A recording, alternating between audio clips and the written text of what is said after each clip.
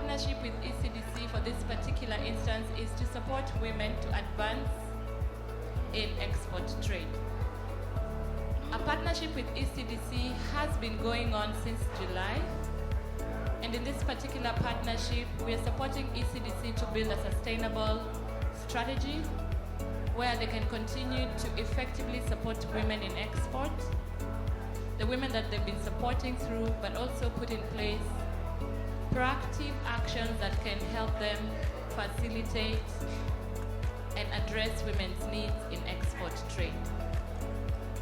Today I'm joined by a panel of 3 women. I'll let them introduce themselves, but before I do that, I'll just quickly speak to where they're coming from. So these are women from Eastern Cape, obviously. Sandra Hansen is with a brand known as Registered Trademark. Sandra, wave to them.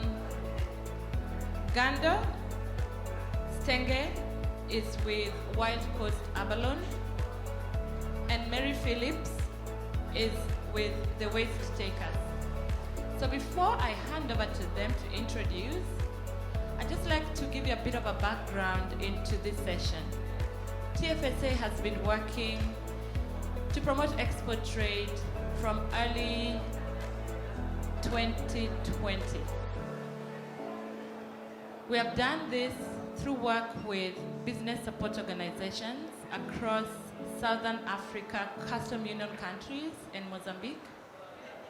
Those countries are South Africa, of course, Eswatini, Lesotho, Mozambique, Botswana, Namibia. We are advancing this work through information access, support of women in trade, and through sectors that enhance export trade activities in the region. Today, as I've mentioned, we are here to hear more about the work we are doing, but not about Tfsa, but the experience from some of the women that we have supported through business support organizations. I'd like to hand over to my panel to introduce themselves and speak to some of their organizations. I'll start with Gando, and then Sandra, and then Mary. Over to you, ladies. Thank you so much for having us this afternoon. My name is Gando. My surname is Denge. I'm from a company called Wild Coast Abalone. I am a project lead in 2 community projects that we're doing. One is for the Abalone Ranching Project, and the second one is for lobster, hoping to expand to oyster and seaweed. Thank you. Thank you, and good afternoon, everybody. My name is Sandra Hansen. The company that I am a co-owner of is called Silver Emerald Trading 7. We are offering 2 different brands, Spirit Essence of You as well as Spirit Amenities, and we are based in East London. Thank you. Good afternoon, everybody. My name is Mary Phillips. I'm from the Waste Takers, and we are a recycling and waste management company. And we're taking recycling and waste management digitally by bridging the gap between waste generators and waste collectors. Thank you. Thank you, ladies. I'll head back straight to Uganda. Wild Coast Abalone, doing work with communities, as you have said. You're a woman leader in those communities, helping them advance their trade, moving them from informal to formal. I'd like you to share with the listeners what Wild Coast Abalone has been doing with the cooperatives, that journey from the beginning until now, but I'd also like you to share with us some of the work that you're doing with lobster. Thank you. In 2018, the Department of Forestries, Fisheries and the Environment established 127 small-scale fishers in the Eastern Cape. One of the species that the cooperatives were told that they can harvest was the abalone, but they could only do so if they are working with a partner that has expertise when it comes to abalone farming and abalone ranching. With Wild Coast Abalone, then we were approached by the department, and we were excited to hear about the works that they wanted to do with the community, and then we agreed to partner with them. But the challenge that we have found along the way is that the small-scale fishers, as much as they're established, they do not have an understanding of how to run nor operate a cooperative. So the journey with them hasn't been an easy one, but it's a challenge that we've taken with great strides, because we see the possibilities that this project can have along the rural coastline. We have secured 80% of the Eastern Cape coastline, starting from Tfsa all the way to Tfsa. That process is still going. We are still assisting the cooperatives with the application of the rights. Remember, abalone is one of those species that is poached a lot along the Eastern Cape. So in order for us to start ranching or to do anything there, we need to do what you call a stock enhancement to identify how many abalone is there and how many abalone we need to put back to plant, and that species is called the spat. It's the tiny abalone. When it comes to the lobster project was started way before, I think 2013, if I'm not mistaken. My colleague can correct me there if I'm wrong. What was happening there? Wild Coast Abalone was working with cooperatives, with the live lobsters, taking the live lobster, connecting the live lobster to the Asian market. But with the SAA, we then encountered challenges where we had to take a back seat in terms of how then are we going to best transport the live lobster to the Asian market. As we were also going through finding solutions to that problem, then COVID hit. Now, we do not have the transport, also there is COVID, and also there are communities that are living from the relationship that we've had with them. What the community has been able to do with the support that we've given them, they've been able to build halls, they've been able to create job opportunities and entrepreneurs amongst the youth. So even till to date, that is still a challenge for us. But we decided that, okay, fine, let's look into our business model and how then best we can support these communities.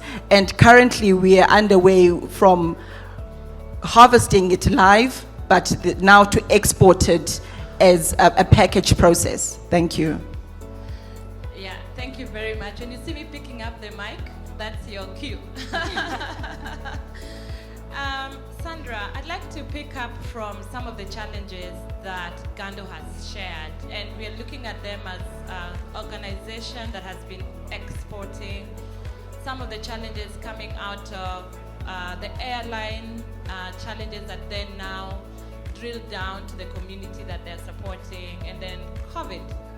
But then I'd like you to share with us one particular story about your challenge that you shared with me this morning regarding formulation and return of your product. I sort of would like us to start looking at this journey from without knowledge, without the right support, exporters face different challenges that are very unique to them, whether they're an organization or they're an individual. So Sandra, please share with us your journey, your experience rather, on the formulation part and what you learned from that. In the backdrop of that, please share with us how the support you're receiving with the education from Tfsa then might help any future export trader navigate that type of challenge. Thank you, Veryl. I think it's essential that I just give a background to the products that we are manufacturing. So essentially we are in the personal care sector space, as well as the hospitality guest amenities space, and then we also do white label manufacturing. So when we start thinking of shampoo, body lotion, room mist, hair care products, fragrances, in a variety of formulations and a variety of fragrances. So what we were talking about was really one example where we have a signature fragrance that our market love. They do not want us to tweak it, they do not want us to change it, and it's actually a room and linen mist. And it was very interesting that in dealing with our supplier, we picked up from a client that they were not happy. They had picked up a change in fragrance, and we had not changed the formulation, we had not changed the supplier, we had not changed the raw material. Everything was constant. In tracing back, and goes back to traceability and understanding, it actually turned out that the supplier themselves had changed something in their mixture without actually informing us, which is quite something because it was picked up in the end market. For us, it was same formulation, same product that we were purchasing, same supplier, everything from the records was traceable. So it was very interesting that that has now since been resolved, and we have got many happy clients. And from our discussion, we were saying the customer is king. Provide the customer with what they are looking for. If they pick up something, whatever it may be, if it's your pump that is not meeting their criteria, review it. If your font, they're battling to read it, review it. You cannot be narrow of mindset in terms of this is what I do and this is what I will offer. You have to be dynamic and pivot, and something we had spoken about was also the changes in the marketplace that the pandemic brought with it. And many of our businesses, as part of being able to continue operations, had to pivot and meet the changes in the market at the time. We do see some normalizing, so we do see an uptake in some of the other product sets that we are offering, which is very exciting. So with the training that we have now had, it has been very exciting. The networking in this particular cohort has been phenomenal.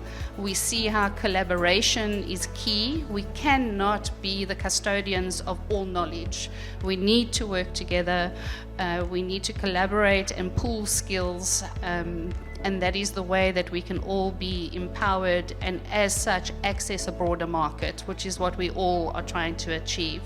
So with the knowledge that we have walked away with from this training, we understand the big C that is out there for HACCP and GAP and REACH and all the programs, and we understand that we actually don't know a lot of things. And we understand that we do need access to more information to assist us.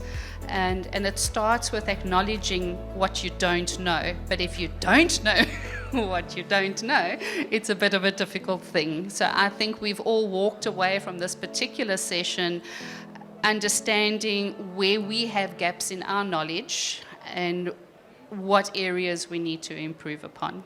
I hope that answers you. Thanks. Thank you so much. That quite does answer me. I know one of the things as people listening and as people watching and observing, one of the things I struggle with is there a moment when you want to give up? Like, I can't do this anymore. I just can't go on. I'd like to start with Mary. And then I'll move to Gando and then Sandra. Just that one moment where you reached your almost end, but that almost end actually lifted you to to where you are right now? Because I do have those almost ends, like a lot of them.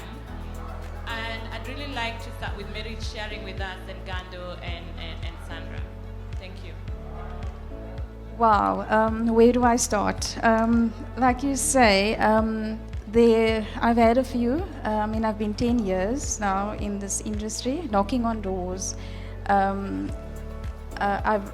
not scared to work hard. I'm not scared to do my research and to pivot. Where I started off in 2012 up until now. But also, I say everything happens for a reason. And also, we must actually use that's what's supposed to be our failures as stepping stones.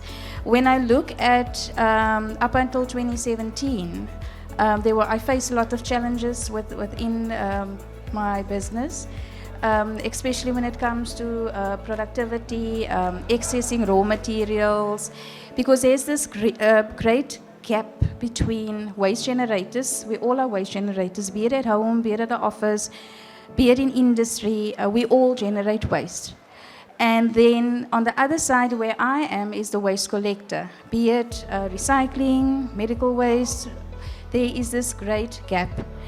And in 2017, I had to come up with how do I resolve this, because I need access to raw materials to sustain myself. And then I had this idea, on paper. I'm not a technical IT, whatever, but I knew how to resolve it. So I started working on my innovations in 2017 already. So as you can hear, up until 2017, there was a lot of challenges. So the challenges are different. And then when you actually want to give up, it actually pushes you to think outside of the box, and then you get excited again, and then you get up, and then you work again. So up until 2019, I walked away with tangibles. I knew now how to do this, and then it was seeking funding, and again knocking at doors, and So up until this year, I think 2022 was my most difficult year, where I literally wanted to give up and say, no, thank you. I'm rather gonna go and look at something else. But when I look at all the time and effort and the knowledge and my skill set, that I've gained over the years, I wasn't particularly willing to give that up. And then there's another question I had to ask myself is, sometimes you have to do a reality check in the sense of, is this possible, or am I just dreaming? That type of thing. But when I look at the market, when I look at the opportunities that's out there, when I look at the gap, and when I look at what my innovations can resolve out there, and then Tfsa came along. So at the point where I wanted to give up because I didn't get the necessary support, in the sense of financial support, like fundings and all that, in the Eastern Cape, I was like, okay, maybe this is not for me. Then Tfsa came along. I actually graduated from the program, and that opened up a whole new market for me, because the challenges that I face and that we face in the Eastern Cape, in South Africa, it's actually generic globally, And through the Tfsa, I could connect with other ladies from our other Namibia, Botswana, and all that. And that actually now gave me another, like I said, dust myself off and okay, fine, there's no opportunity here, or I think, maybe I haven't knocked on the right door yet. So to expand. So if it doesn't work here, then look for somewhere else. Somewhere along the line, there will be somebody who see the benefit and will actually come along. So yeah, it's been a decade of pivoting, and I actually appreciate my challenges. I appreciate all the no's, because that actually pushed me up until where I'm at now. And yeah, I believe with going forward, especially with the training that we've done over the 3 weeks, and even our cohort, it's a wealth of knowledge and experience. And yeah, I look forward to the next decade.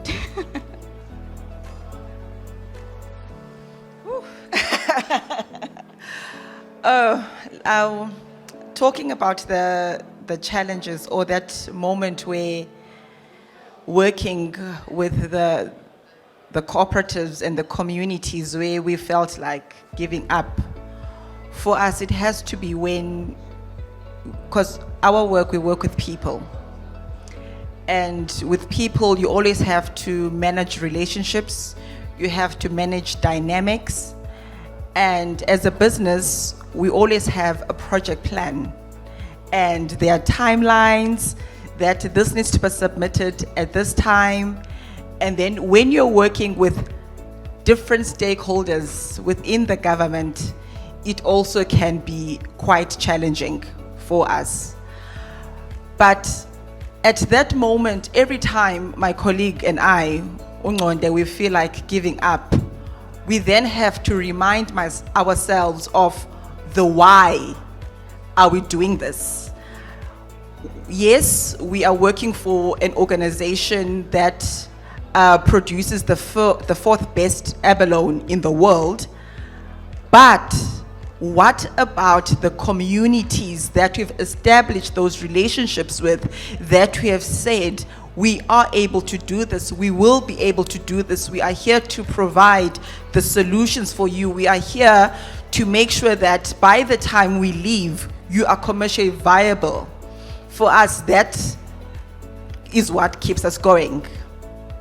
And we tell ourselves that the projects that we are doing are the projects that are going to be the flagship of reviving the rural economy, because we see the potential, we know the people's needs, we've identified it, and we cannot turn away, we cannot pretend not to see what we've seen.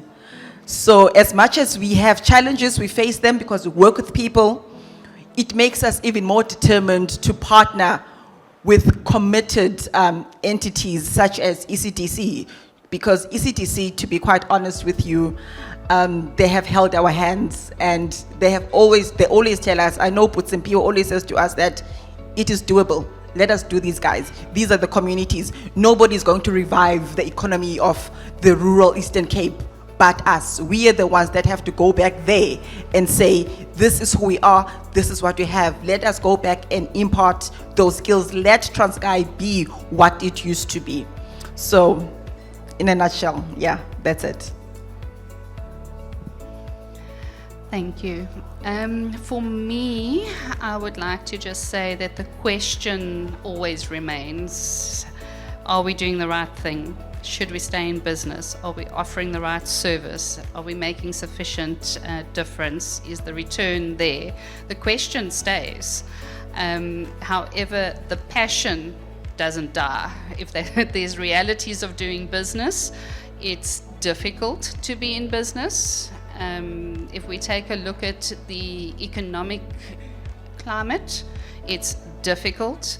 You've got consumers with dwindling disposable incomes, you've got increasing in fuel prices, you have got infrastructural issues, we can talk about power supply and so on, but that's problems. The passion to stay in business is inherent in the person.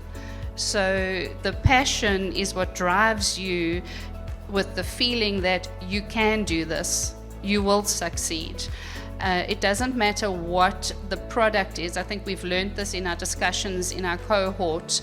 I'm happy to repackage a product, change a formulation, bring out a new fragrance, look at product line extensions to meet what the clients are looking for.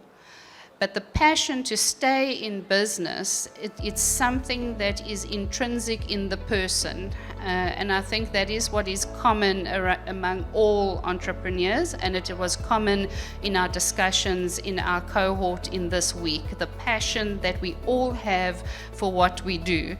So it's a very difficult one to answer. When did you maybe have that moment where you felt like giving up?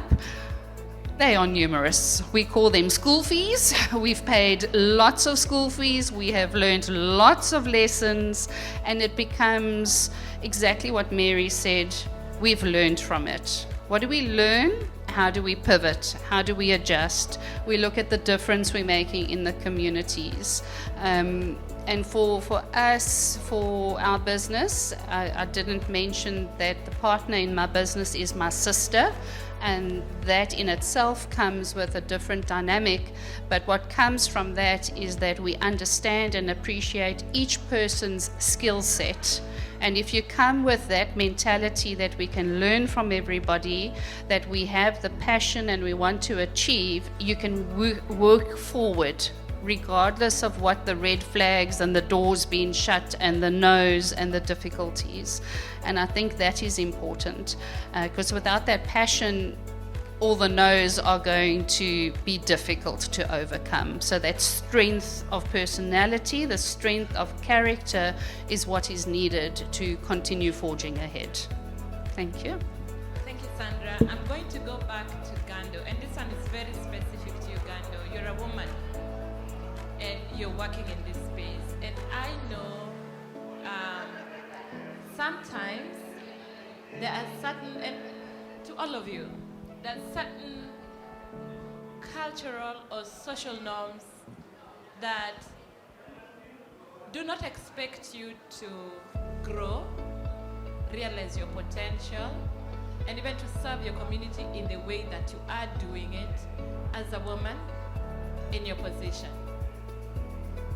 Would you like to share with us some of your experiences in terms of the enabling environment that has positioned you as a woman to deliver on this mission?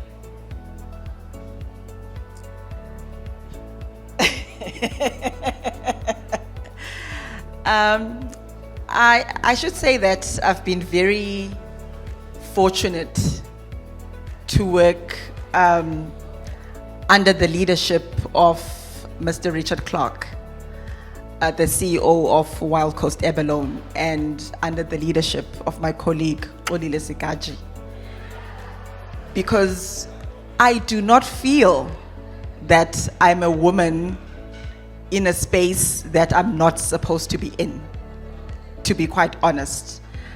I am accepted as who I am, and the dynamic of being a woman, it brings unity. You know how men can be. So it's easy for me to pull Mr. Clark, pull Xolile, and pull the community and say, this is what is required and this is what needs to be done. And also I think it works in my favor that I'm aware of the cultural norms and the cultural differences. And that comes from working in a space where I work with Xhosa people. Because when you go to communities, you meet headsmen, you meet chiefs, you meet people that expect you to greet and be and communicate with them in a certain way. And I know that some women, they find it that I do not need to do that. It's too demeaning. He's a chief. I should do this. I don't have to do that. Because I understand the objective of what we want to achieve. Because that's the most important thing.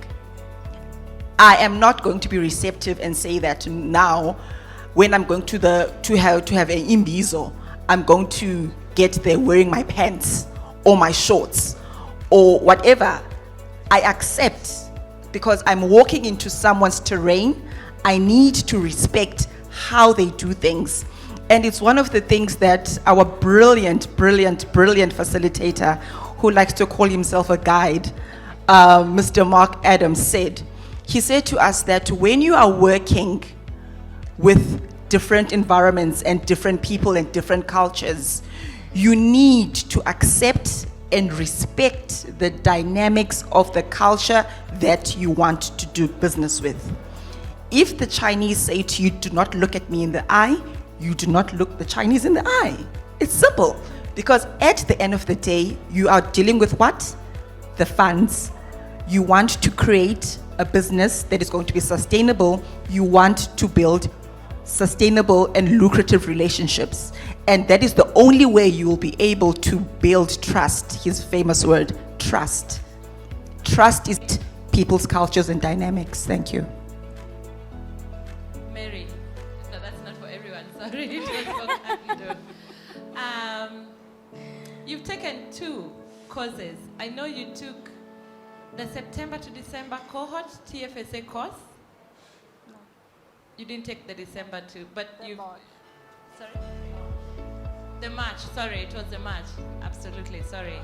And I met you yesterday at ECDC, taking another course. I'd just like you to share with the audience why. Why did you take them? I was invited.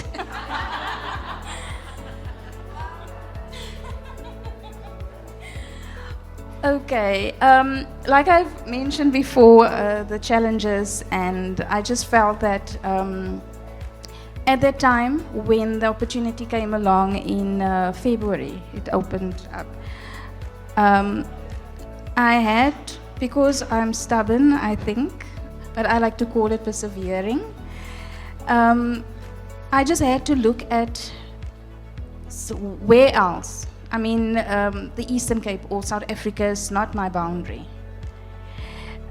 So when I saw this opportunity to do an export training, and because it was with Tfsa, and I actually wanted to expand my knowledge, to expand my vision, because ultimately my great purpose or great vision and mission was always to restore hope and dignity through waste, and focusing on marginalized communities. And through COVID, I mean, COVID brought upon us great advantages, and we explored our global globally as well. So I attended a lot of webinars, and then that's when I realized that, you know, what we face in South Africa is not, it's generic. In Malaysia, they experience the same challenges and all that. And then I thought, why not go and look somewhere else? You know, go across the borders. And see if hopefully somebody across the borders will find the need and the benefits, and then my my homeland will wake up, you know, that type of thing. So I graduated, and wow, that was it was 8 weeks. And again, the exposure to different networks, ladies from across South Africa into Africa, from the six countries. And then also that what was also added benefit from that was the exposure to the expertise from the coaches. And I could now see, because I always wanted to, obviously I want my brand all over, but I can't be all over in one place. So how am I gonna expand? And that's all the different type of knowledge and skills that I gained was what path am I going to take to expand? You know, was it franchising, licensing, or whatever, and the benefits in that. And also, what was very important is to know the different laws and stuff, you know, going into different countries. It's not the same. So I graduated from that, and then this opportunity came up. And the reason I took this is because it's an add-on onto, you know, the details into the reach. And I mean, I learned a lot, even though some of it is more focused on food, you know, and agriculture and all that. It was very interesting for me also because somehow, because I'm dealing with waste, it's also very beneficial to me. So initially I thought, you know, I'm jumping into the deep end because maybe this is not for me. But out attending the 3 weeks, I actually found that it is for me. You know, I need to know all this, and also the opportunities and the collaboration opportunities that we formed, and waste. I think waste. Somewhere, somehow, everybody ends up with a waste, and because initially my innovation was focused on the waste takers, on recycling. And now I'm glad to say that I'm opening it up to the whole waste ecosystem, be it agri-waste, be it fish waste, be it any type of waste, you know. And again, the platform is focusing on bridging the gap between the waste generator, all of us, with a waste collector. And that is our main focus. And to do it globally at the end of the day. So this training has just given me another oomph, you know, that push to say, if the challenge is too tight here locally, then there are opportunities across the borders. Thank you, Mary. Yeah, and it so happens that Sandra completed the course with ECDC yesterday, and she's signed up today with Border Kai to start another course with Tfsa. What's your reason? I thought I was going to be answering another question. What we were looking at is we have had such interest, and it goes to the question where we were discussing whether or not you know you're ready for export, if you don't mind. In the last 3 months, we have had significant interest from across the borders, organic interest. So we have not actively marketed our products. We haven't boosted posts to across the border around our product offering or product set. And the interest has come from a variety of African countries, so on the continent, which in itself has been very exciting. And we would like to know, given that that is an organic interest in the product, we're really wanting to know, how do we tap into that? Because clearly there must be a market, because the market or the demand is coming to us. How do we expand? And we are needing to expand.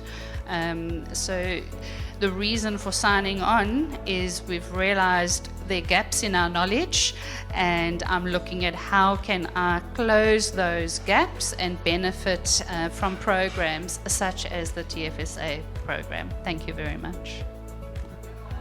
Stay with it.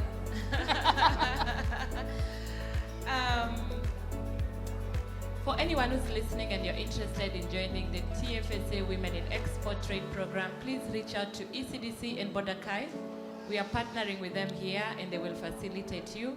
They will be running cohorts between now and possibly end of September next year, supported by us. Thereafter, they will be going into sustainability, where they will continue to provide this service to the communities that they serve in Eastern Cape. I'd like to ask you, Sandra, you mentioned something at the beginning that we had a conversation around, when do you know you're export ready? Yeah, when do you know? The simple answer I gave was, you don't. We trust that what we are producing is of very good quality. It's a product that we would use ourselves, happy to sell on the product.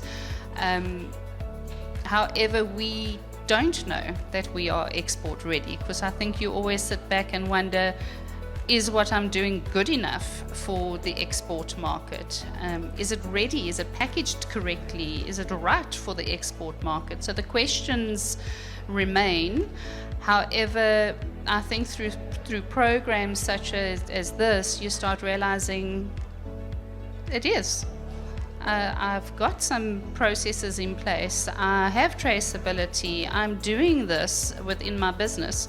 So it's about acknowledging that what we do is actually good enough. I think something that we did have as a founding understanding in our business, I digress, was that we are proud to be a company in the Eastern Cape. And we are very proud to be based in East London. And very often the perception is substandard quality. And that is the fight. It's to fight the mentality that what is being offered in the Eastern Cape is not good enough. So it comes from this type of discussion, it comes from networking, it comes from exposure around what is happening outside of our borders, to actually acknowledge that we can be proud of what we're doing and we can actually offer what we know we are good at across the borders. Thanks. Thank you. We're just about winding up. Please stay on with us. To all the three of you, if you were to convince anyone that you know, not convince is a huge word. If you were to share what you have learned from Tfsa with the education that, let's say from your training yesterday with Mark at ECDC,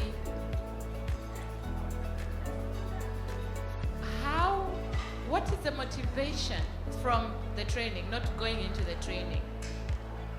What would be the motivation for someone like me who has not taken the course and I have the potential, or you see me as having potential? What would be that motivation statement that you give me to get onto that program?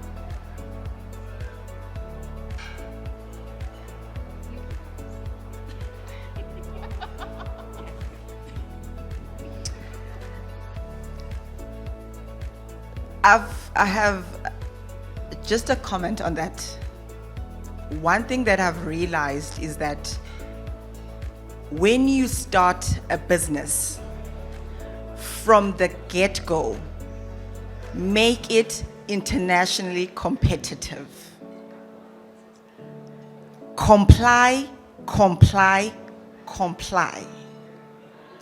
When you start, or when you are part of, for me, Tfsa was a conviction that always declaring that I'm a global citizen and Africa will be my playground, that it is absolutely nothing but the truth. Because by the time you walk out of this program, you will know that you are going to be next level. You don't have a choice but to succeed. Yes, there we go. I'm going, if you want to be in the playground, you need to play by the rules, something like that. And it's very important to know what those are. And I think we keep saying it, but the collaboration from the cohort and the facilitator being able to look at growing that collaboration between the members of the cohort has been phenomenal. So it's not only about what you yourself are going to learn, it is also about the exposure to other people and the collaboration and the networking potential that comes from that. Yeah, I agree with the two ladies. And because compliance, going into the international field is compliance. Like in South Africa, we need to comply with our local laws and all that. And again, this 3 weeks has opened my eyes to how we must comply internationally. I mean, especially when it comes to food and all that. Taking a product globally is compliance. And the second important thing about the program is the networks. I mean, it's Ubuntu. We are all here because of our people. So it's about networking, building relationships, and trust. Trust, trust, trust. Because even when you export, you need to trust whoever's on the other side, and they need to trust you. And again, that trust will be built based on your compliance as well. Because you can have a good product, but if you don't comply, then you're out of the game. And yeah, that's why the training is so, so important. Thank you so much, ladies, for taking time to share your experiences and your journey. I'd like, on behalf of Tfsa, to thank you for trusting us to offer you this service. I'd like, on behalf of ECDC and Bodakai, to thank you for trusting them to hold your hands and take you through this journey. I'd like at this moment to invite two of my colleagues from Tfsa so that whenever you see them, you can, if you need any information, Simle and Rob, if you could please stand up or maybe just raise your hands. Yes, those are my two colleagues from Tfsa. They're here with us, and we are really excited to be on this journey. I'd like to close this by just reiterating that the support we get from the UK government as Tfsa to roll out this program has been immense. In terms of they've seen, they know, they acknowledge the need to support women further. For this particular season that we are going into starting from March next year, our focus on women is going to be stronger, but even more strong in the green tech and aquaculture sectors.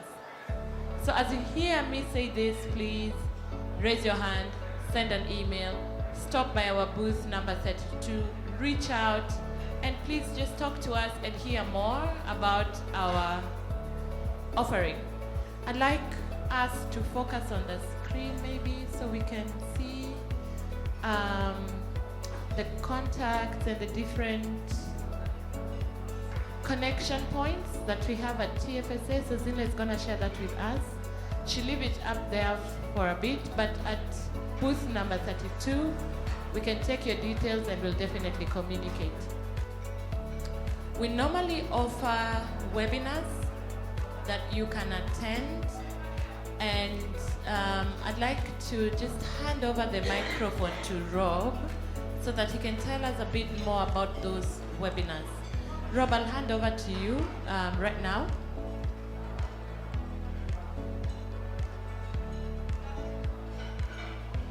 Thanks, Vero. Congratulations, ladies, and the gentlemen in your audience as well. We never forget the gentlemen. It's what makes the world go round. Yeah, we've been running a series of webinars on guiding people how to use the tools that we built into the Trade and Information Hub. You know, once you've got knowledge is not much good to you unless you do something with it. And that's the reality. Is once you've got the training, you've got certifications and so on in place, now you start to think, well, how do I actually get my product into a market? And the first thing is the case of, well, which market should I be looking at? You have the situation where you get spontaneous demand from particular countries, and that's lovely. What I always advise people to do is to still look at, is that market your ideal market? Is it the best market for you? If you're going to put your effort in, you want to maximize your profits and your turnover. So there are tools built into the Trade and Information Hub that you can use to identify globally which are the best markets for your particular product, and then identify, are you reasonably price competitive there, finding buyers there, and getting all the rules and regulations you have to comply with, the customs duties, taxes, excise taxes, and so on. So we've been running a series of webinars showing people how to use these tools. The last one we did, we actually got the International Trade Center from Geneva on. We did a little one a short while ago with the Small Enterprise Development Agency in South Africa. They've opened up a chapter of She Trades, which is a global platform run by the International Trade Center from Geneva. And particularly for the ladies in the room, strongly encourage you, go onto, there's a link off our website onto She Trades, otherwise just look for shetrades.com. It's a global network of women in trade. We've got another one of our webinars coming up. It was going to be held on the 22nd, but because of the death of Queen Elizabeth in the UK, we're trying to get buyers from the UK, some retail buyers from the UK onto that, just to give you some linkages and hints and tips about how to get into retail markets, particularly in the UK. But as a result of the Queen's death, we've said it's a challenge to get buyers on in the first place. Right now it will be almost impossible, so we postponed that until the 6th of October. I think Sinclair's already sent out invitations. And if you're on our mailing list, if you're not on our mailing list, please get on the mailing list. Go to the Trade and Information Hub, www.tfsouthernafrica.org. Register on any one of the pages there. Go to register on the digest sign up. As we move into our next phase of work, we will look to see what further webinars we can do, looking into more and more detail. And particularly what we want to do is to now move past the knowledge phase and the connection with buyers phases. So do look out. If you're not registered, go onto our Trade and Information Hub, register, and we will send out information on future webinars that we'll be doing. Just for your information, all of the webinars that we have done already are on the Tfsa YouTube channel. So if you go to the Trade and Information Hub, scroll down to the bottom of any of the pages and you'll see a YouTube channel link there. And you'll get all of the past webinars that we've done, covering all of the different tools, how to use the tools, the She Trades session. I can't even know, we've done more than 30 in the last 6 months alone. And I think the majority of them are recorded there. And on the Trade and Information Hub, there's also a contact us page. If you have come unstuck with any of the tools, there are guides there. There are video guides on how to use them. There are guides on the export tools page as well on how to register as an exporter in South Africa and all of the other countries in the region. There are guides on the Incoterms. Those of you who've done the women in the export school of export, you'll have done something on the Incoterms. There are additional guides on the Trade and Information Hub there. You can print them out, you can download them and print them out. On the Incoterms in general, and then the key ones that are most commonly in use in international trade, free on board, cost insurance and freight, etc. There's also a guide on barcodes. Those of you know, if you're in a local market and you're serving local community retail or something, you don't necessarily have to have barcodes, but as soon as you move into formal retail, and definitely as you move into international trade, barcodes are an absolute must. And it's not just barcodes on your product. If you are shipping pallets out, you actually have to put a barcode on that pallet, and sometimes different clients would actually require RFID cards and stuff like that. I think I pretty much covered it. We're around. If you have any more questions, please feel free to ask, and you're welcome to contact us through the contact us page. Congratulations to everybody who's done the value chain training, as well as Vero's coaches who've done a brilliant job. Thanks, everyone. Thank you so much, Rob. And the last word will come from our panelists. I'd like you to just leave us with your own sentiment around what you're doing, if you'd like to encourage the listeners to take up the journey. I'll start with Gando.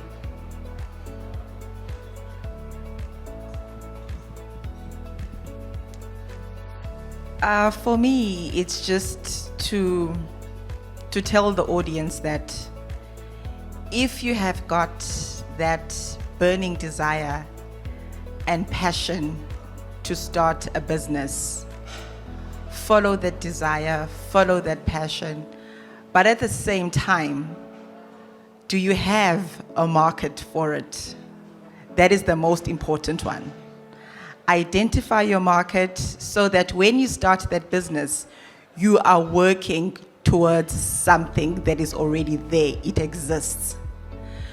What tends to happen is that we have an idea, we want to start a business, we do that, especially when it comes to product service. Then the next thing, there is nobody that is going to be the end user of that product. So before you start your business, do your research, find your market, and what is going to set you apart?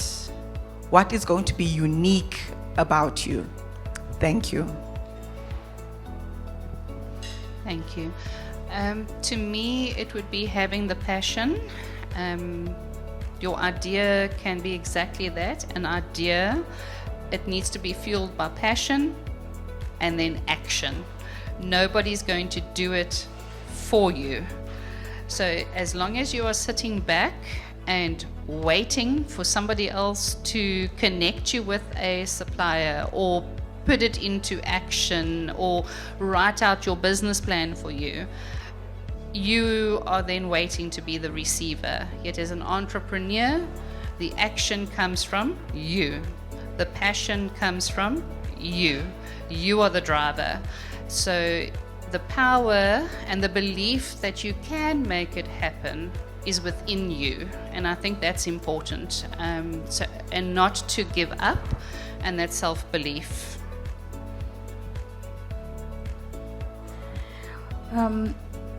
Yeah, thank you. Sure. For me, what my advice would be to anybody who's already on this journey or who are looking to start off this journey is clearly define your why, because that will keep you going when all the doors are shut. That will keep you going when you're down and out. And then your passion will be reignited. You need to clearly define why you're going into this. Your mission, your vision, where you want to end, you know, your long-term vision. And ultimately, the globe is your oyster. It's we are a global community. There's no longer restrictions. You know, it's pie in the sky to export or to have your product somewhere in the UK or somewhere in South America or wherever. It's possible. But again, it's like I said, your why. That will keep you going. And then to be realistic as well. Yes, you want your product all over, you know, globally. However, there are compliance. Because you can, it will cost you if you don't comply. So research is very important on how to comply. Like we have now learned over the 3 weeks, compliance, and that will save you a lot of heartache. But yeah, it is possible. Yeah. With that, we come to the end of this. Thank you, ECDC, for being a wonderful host for this event. I'd like to thank you, the audience, for taking your time to just listen to some of the experiences and insights coming from the panel. And we've come to the end of this session. Thank you very much.